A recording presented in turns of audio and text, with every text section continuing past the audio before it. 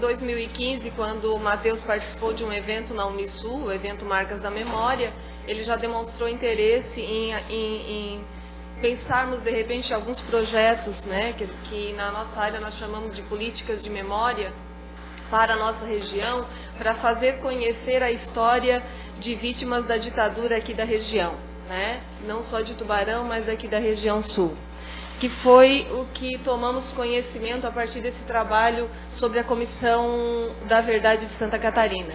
E para falar da Comissão da Verdade de Santa Catarina, é preciso dizer como que ela surge, né? Então eu vou falar um pouquinho sobre isso. Antes de passar adiante, né, como o vereador Felipe Colasso já mencionou, eu faço parte do programa de pós-graduação Ciências da Linguagem da Unisul. Integro o GEP, né, que é o Grupo de Estudos Pechetianos, integro também o Grupo de Estudo Relações de Poder, Memória e Esquecimento e o coletivo, né, Proeducação, que está aí presente também. Meu carinho também a eles. Bom, então é importante que eu diga de que lugar que eu falo, né? Eu falo da minha área a partir da minha área de pesquisa, que é a análise do discurso, né? É com isso que eu trabalho. E tomei conhecimento dos trabalhos da Comissão da Verdade e passei a me interessar sobre como essa história sobre a ditadura voltaria agora, 50 anos depois do início da ditadura, né? Como que seria contada, recontada e significada essa história. Então, eu coloco a minha pesquisa à disposição, eu coloquei a minha pesquisa à disposição de uma escuta, né, que é em muito uma escuta da dor dessa história, dessas pessoas que vão voltar ao passado e trazer essa história para o presente. Você pode passar? A Comissão Nacional da Verdade, então, ela é criada pela Lei 12.528. Importante dizer que ela só foi criada por força de uma condenação que o Brasil sofreu pela Corte Interamericana de Direitos Humanos, né, um órgão da OEA, em virtude dos crimes cometidos no episódio que ficou conhecido como Guerrilha do Araguaia.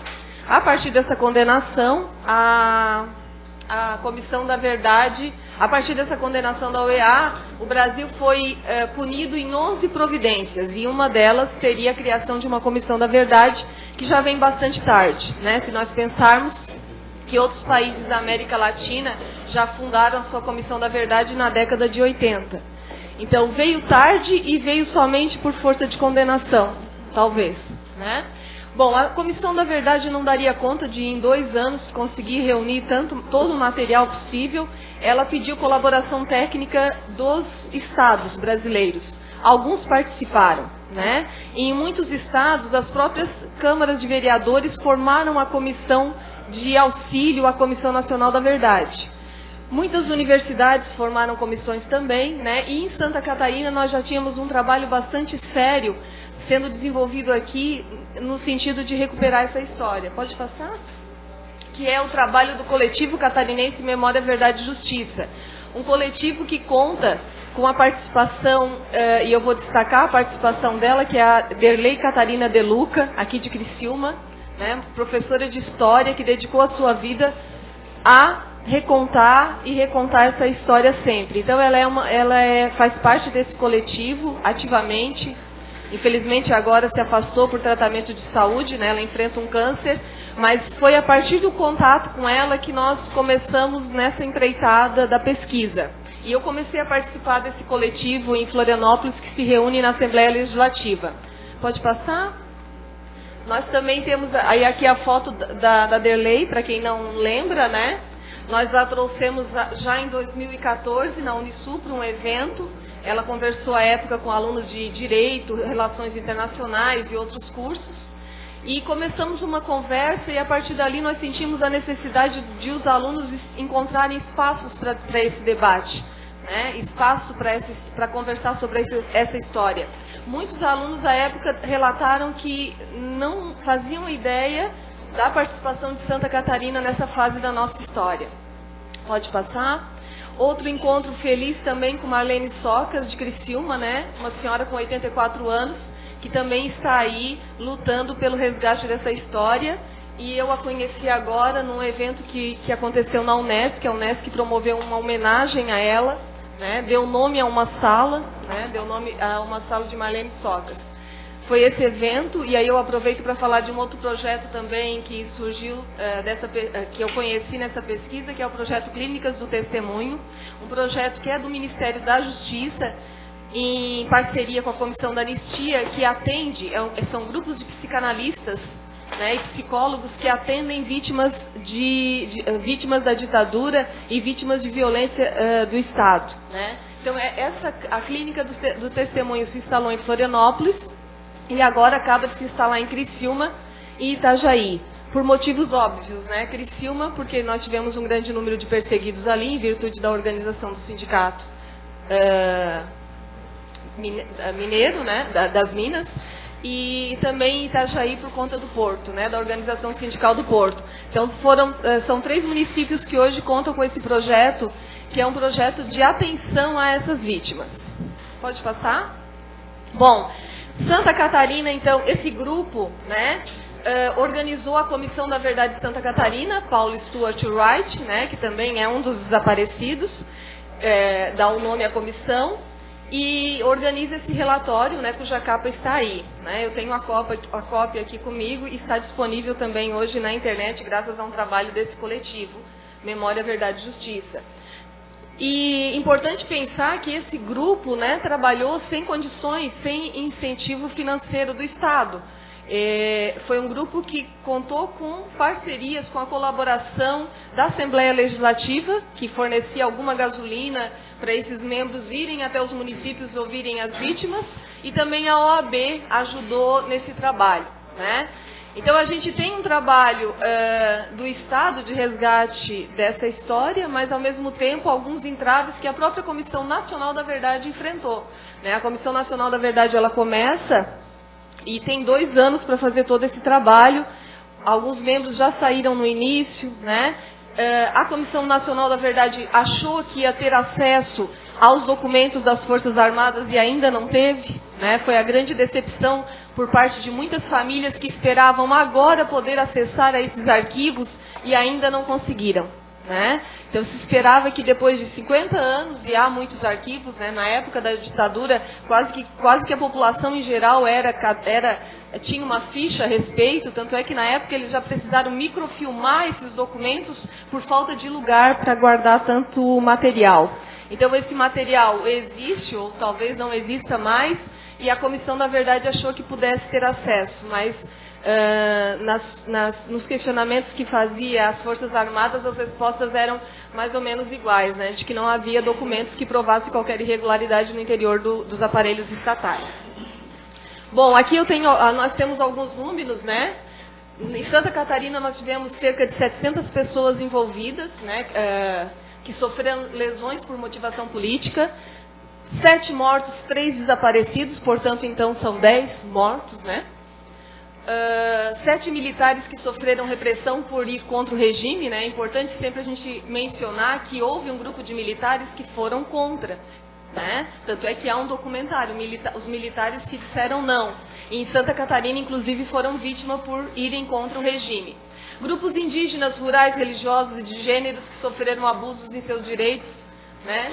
Também o coletivo fez uma perícia do Higino João Pio, né? Eu já vou falar um pouquinho dele, que era prefeito em Balneário Camboriú.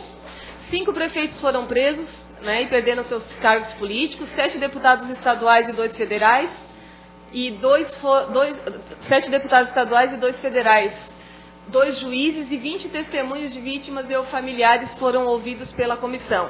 Então, notem que das 700 pessoas conseguiram ouvir nesse trabalho da comissão apenas 20, por conta dessa falta de recurso, né, de possibilidade de ir até os municípios onde essas pessoas residiam.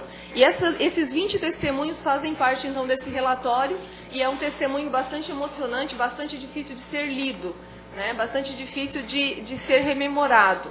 Por isso, a importância de dar valor para esse material como material de resgate da nossa história. Pode passar?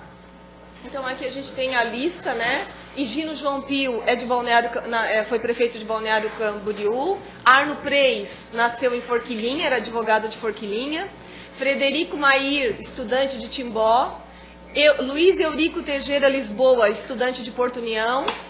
Rui Fitzenreuter, de Orleans, Vânio de Matos, Florianópolis, Hamilton Cunha, Florianópolis, Divo Fernandes de Oliveira, de Tubarão, João Batista Rita, de Criciúma, e Paulo Stuart Wright, de Erval do Oeste. Então, são os nomes aqui da nossa região que vão aparecer aqui no relatório da comissão. Pode passar? Aqui é um material que a comissão fez, né? Os Filhos deste Solo, reunindo esses 10 mortos durante a ditadura. Pode passar? E aqui fala um pouquinho, né, de Arno Preis, Divo Fernando de Oliveira, João Batista Rita e Gino João Pio. Então, só um trechinho, vou pedir permissão para passar só um trechinho de um vídeo que vai falar sobre Gino João Pio. Pode passar o vídeo. É Derlei Catarina De Luca que narra a história.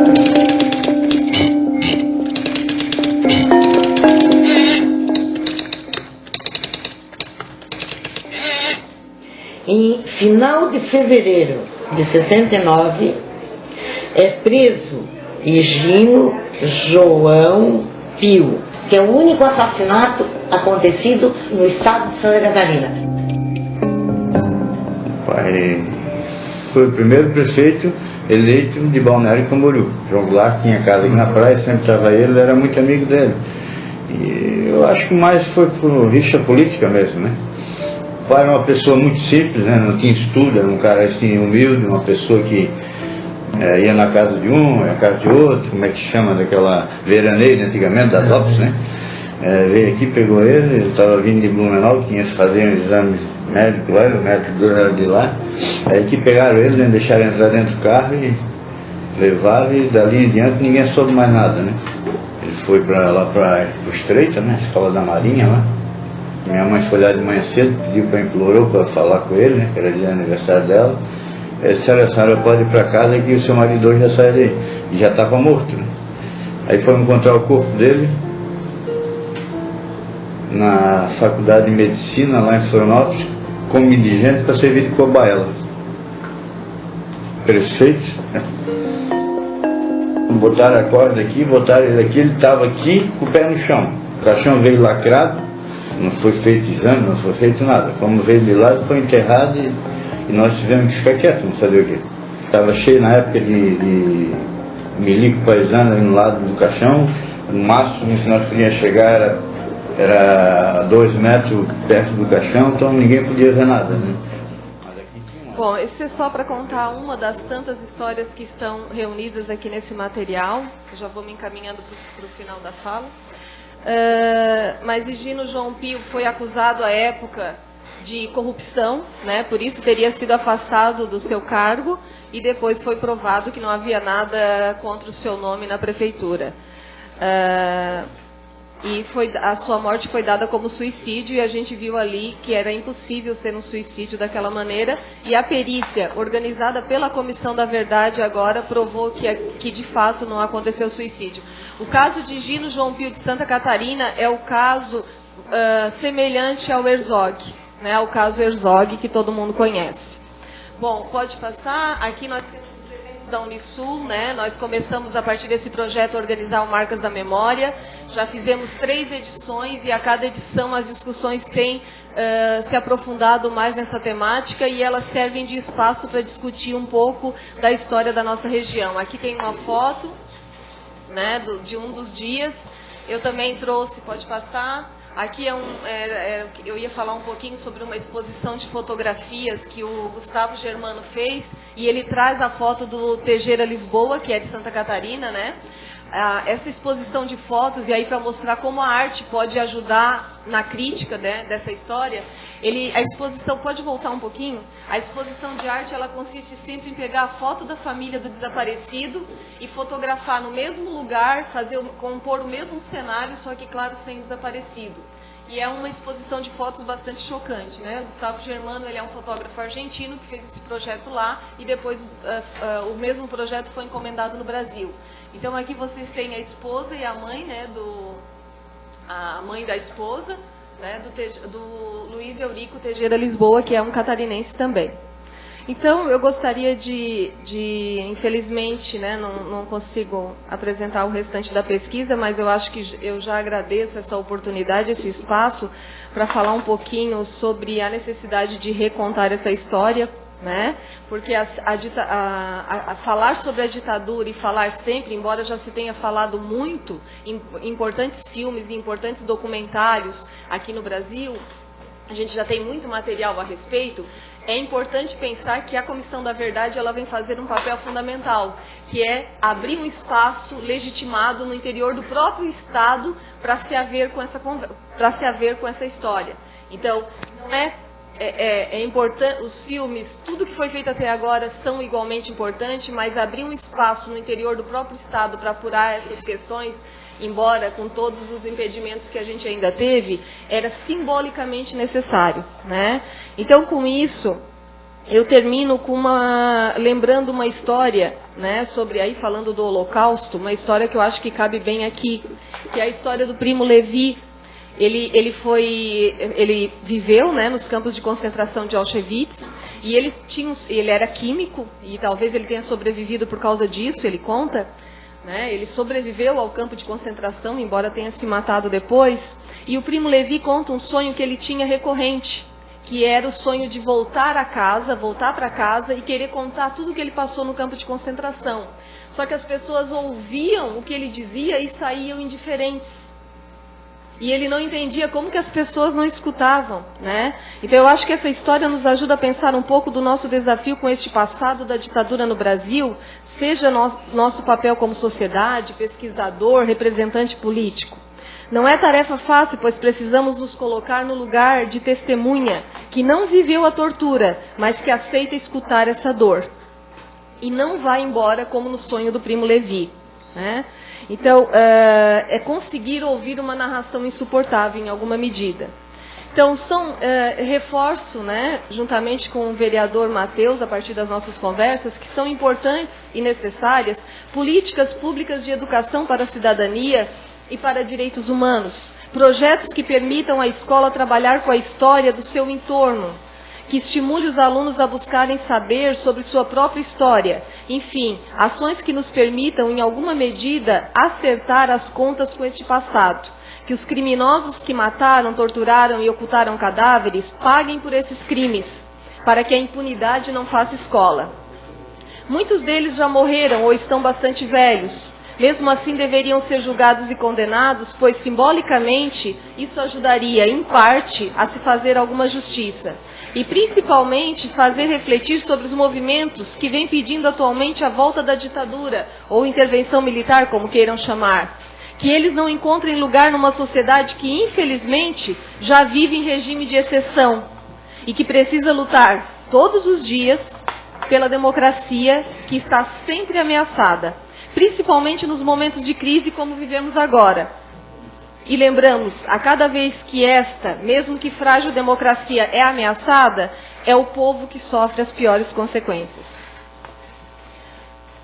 E aí, a última tela, por favor. Eu termino com o Eduardo Galeano.